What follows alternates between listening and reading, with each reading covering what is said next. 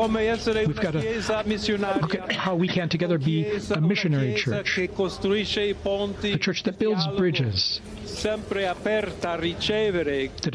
is always open to receive everyone, just like in this square, to receive everyone, to welcome everyone, our charity, our dialogue and love.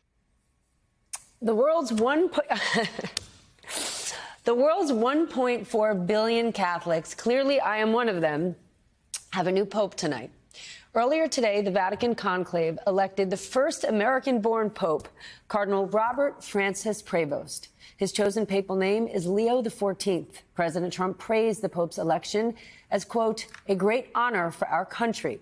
And the president is right. It is an honor, but it is also something of a rebuke to the conservative wing of the Catholic Church. I want to bring in the former U.S. ambassador to the Holy See, Joe Donnelly. Also with me, my dear friend, MSNBC anchor Chris Jansing. She has been covering the conclave. Chris might have to take this segment over. Clearly, I'm impacted by it. Ambassador Donnelly, the church now has our first U.S.-born pope. At a time when isolationism is rising around the world, you have a man who devoted his life to missionary work as running the Catholic Church. What is your reaction? It's almost surreal because I was at his investiture when he became a cardinal, and then each cardinal gets their own church in Rome.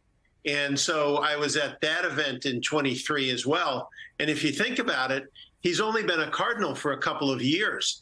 And to see him, he was the perfect candidate, though. He, other than being an American, he was the perfect candidate because he's so smart, so talented, an extraordinary administrator. On doctrine, he doesn't offend either the liberals or the conservatives. And so he was a terrific fit. And then the comment I've loved to hear that I've laughed at today is they say, and one of his other qualities, one of his other pluses in the eyes of the cardinals is he's the least American of the Americans.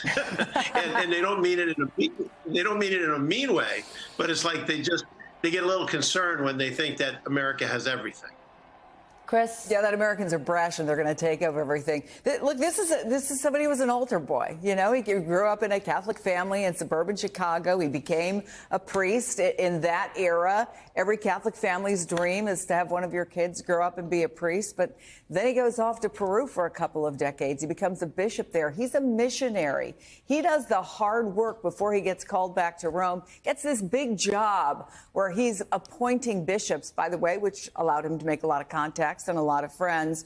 But I think the most important thing to know about him is, first of all, what he said today. He talked about building bridges and the name he chose.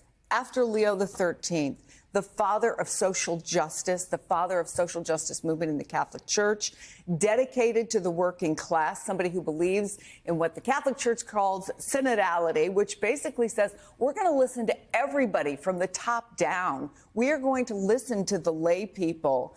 And I think when he was quoted as saying the Pope is not supposed to be a little prince sitting in his kingdom, he meant it. He listens. And that was important to Pope Francis. And it was incredibly important. It's also what allowed him to say, who am I to judge, to LGBTQ Catholics? It's what allowed him to appoint women to positions that they had never been in before. 3 women, Stephanie. This was revolutionary. 3 women were on that committee that helped to appoint bishops, that looked at the future. What would be the future of the Catholic Church?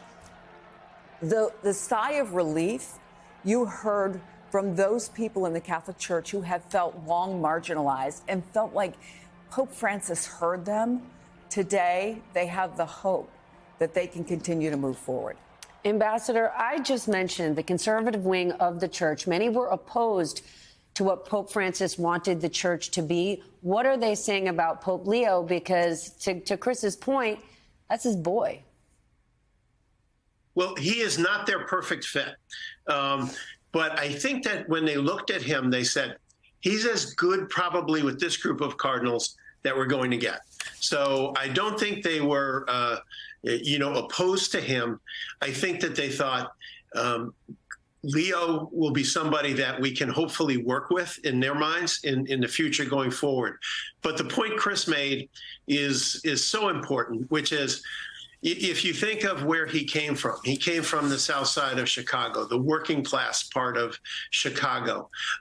He's part of the Augustinians, a group that looks out for those who are struggling, looks out for those who are challenged. And so much of Francis' DNA is present in this Pope as well. And Francis loved Pope Leo.